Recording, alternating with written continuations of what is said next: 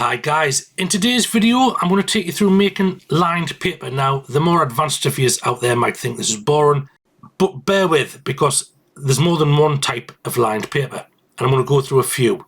We're going to be using Affinity Publisher 2 again. It's really easy to make lined journals, and then once you know this basic technique to make your nice neat lined sheets, you can use that to make prompt journals, guided journals, graph paper, loads of other different sorts of books. From this one skill, you can open up the world of low content books.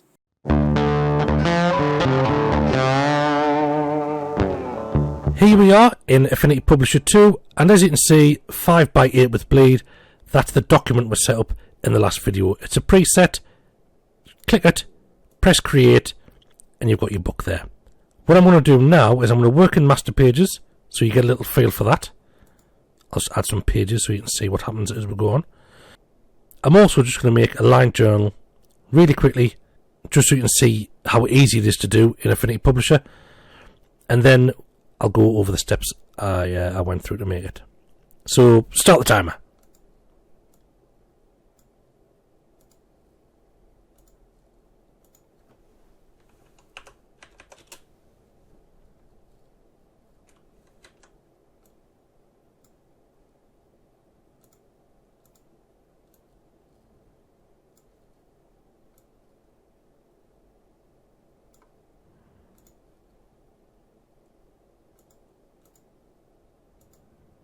Stop the clock.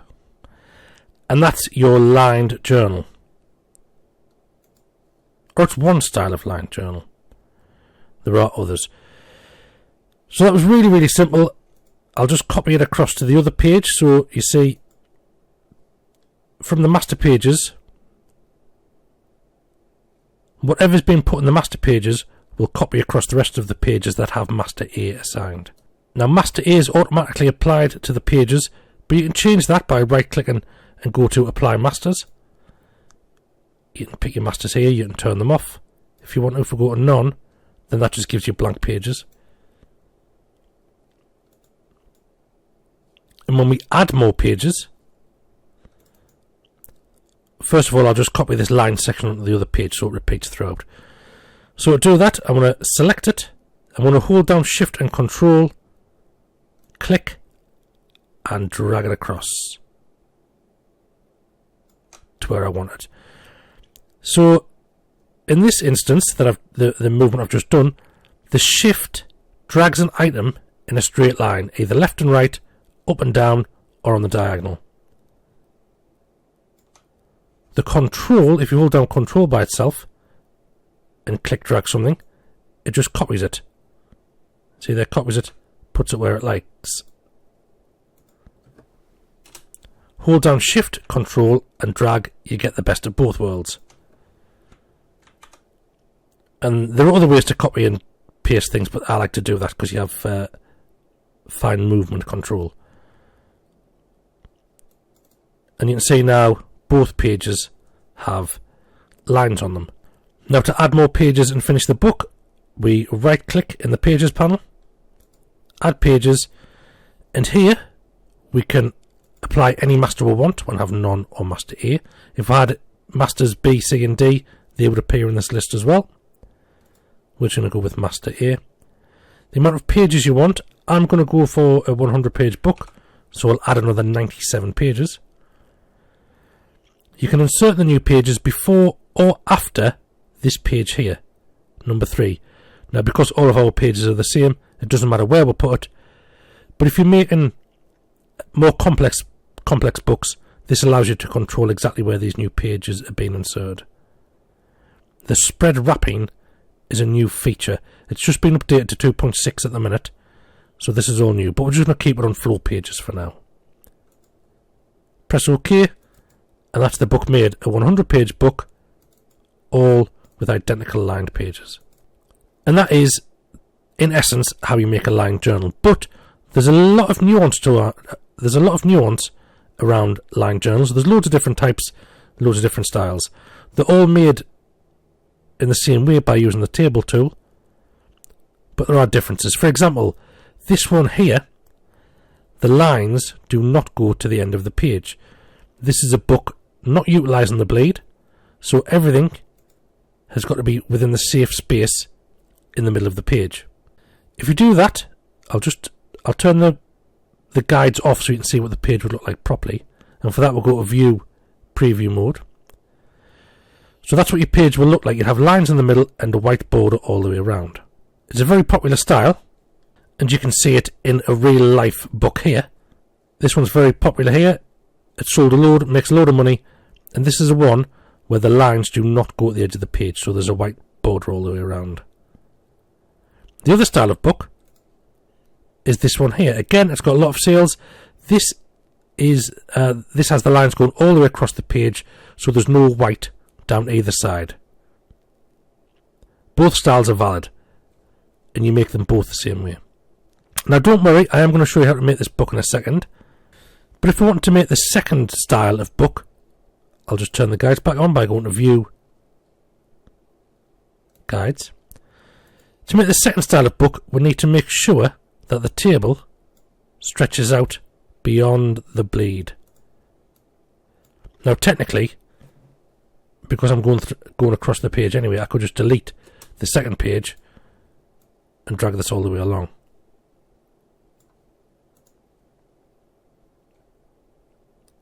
So as you can see, the lines go into the bleed, but the bleed will get cut off. And this is what the book will look like when it's printed. There you go, the lines go to the edge of the page, no white border down the left or right hand side of the page. Like I say, both styles are entirely valid. It all depends on the sort of book you want to make. So now I'll go over how we made the book. We'll start off with a table. In the left hand side bar you'll find the table tool. Select it and we'll just drag out a small table like that. It doesn't have to be big. We'll select all of the cells by pressing the header at the top, A. And this is already open, but I will shut it down to show you how to get it. This table button here, click that and you get all of the options to manipulate your table. The first thing we're going to do is to change the height of the individual cells.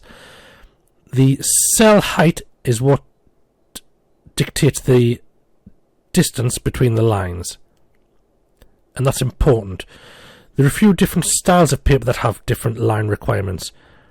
College ruled paper is 7mm. That's the spacing we've just used. Wide ruled is 8.7, and there's everything in between. You can even get some freaky papers like French ruled paper where they use 8mm and 2mm lines. But for now, we're just going to make a simple college ruled paper. So we'll go to the height, and although we're working in inches, we'll type in 7mm there. If we were doing wide ruled, we'll type in 8.7.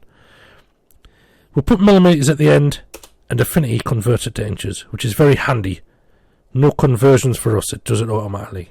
Now the next thing to do is to click these double arrows, click and drag down, and it adds more rows. We'll just go down as far as you like. I'll leave it there because there's always an option to add some more. That's not a problem. And then we need to drag the table out. Not by using this double arrow at the top because that just adds more columns. We use this node here and drag it out. And that's it. That's the book taking shape.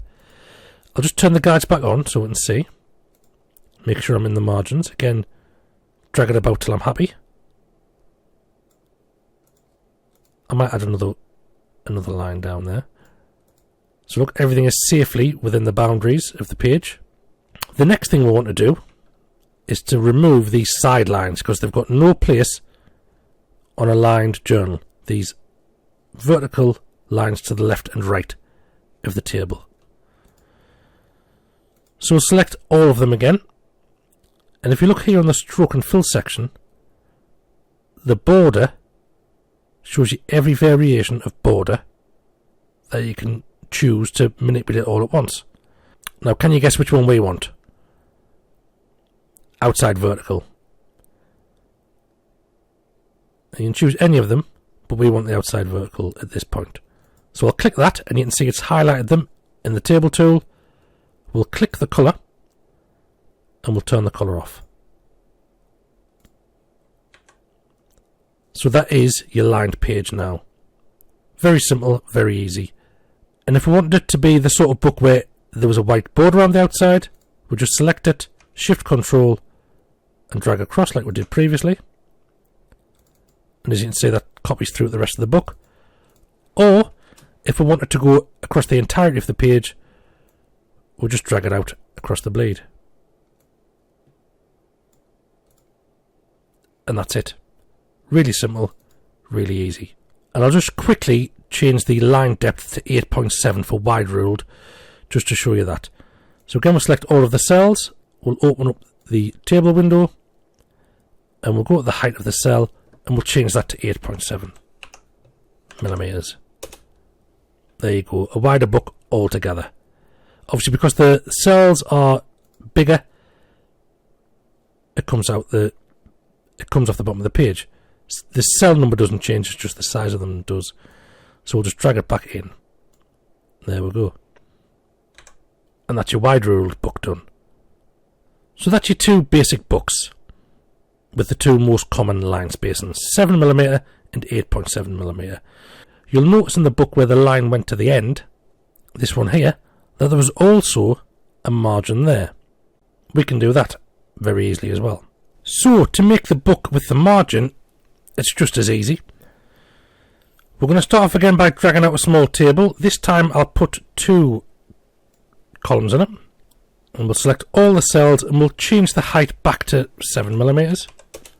Now I'm going to grab these 2 uppy down arrows and just drag it down all the way to the bottom. Because we're using bleed, we can go beyond the margin, it doesn't matter.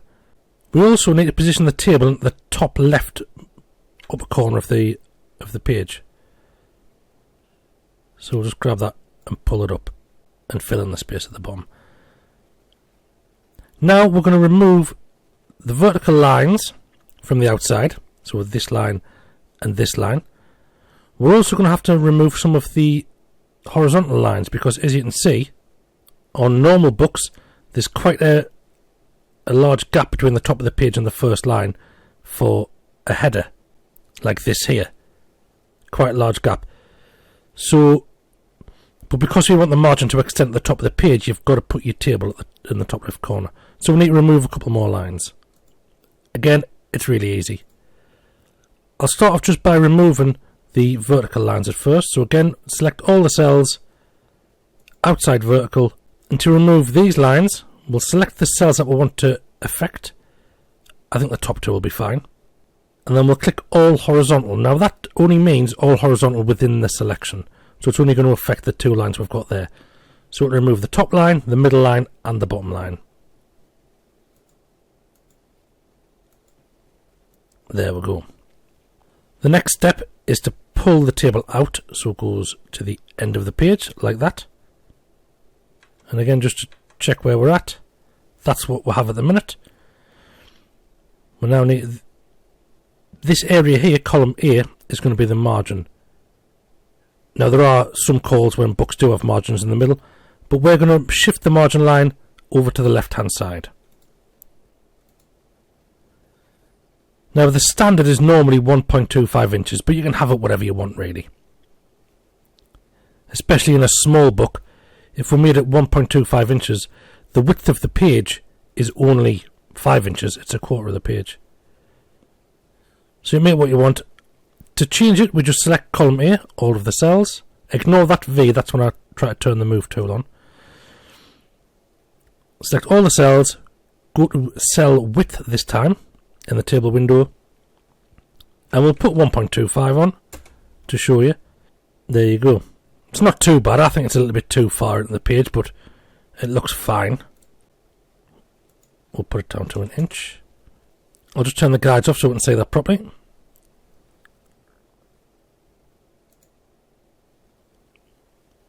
There you go.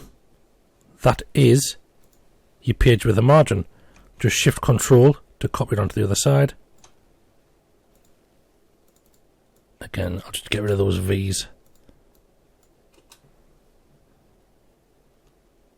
And there we go, that's your book made. Now the eagle-eyed might have realised that because this page here goes off the bleed, we're technically losing 1.125 from the margin.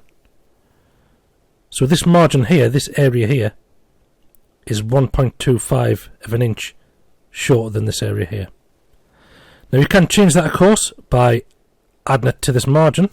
So we'll select the columns and change this to 1.125. That'll counteract the loss from the margin, from the blade. But then you've got to be wary about just dragging that over because, well, I'll show you. If we did that first and then dragged it over, would end up like that, as you can see.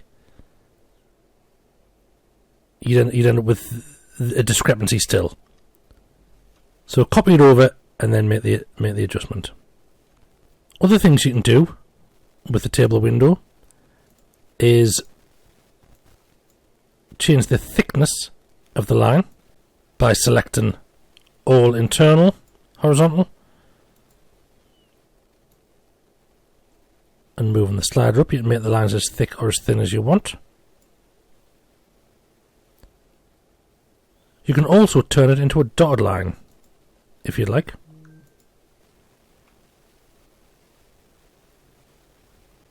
There are lots of things you can control from that window. So that's it for today's video. Hopefully it's given you a grounding as to how to make lined journals now, lined pages. And you can use those lined pages in anything, prompt journals, guide journals. You can use them as note sections in the back of planners. You could use them to create diaries, loads of other things like that. Once you know how to make lined areas with tables, you can make almost anything with them. So that's it for today's video. Thanks for watching, and I'll see you next time.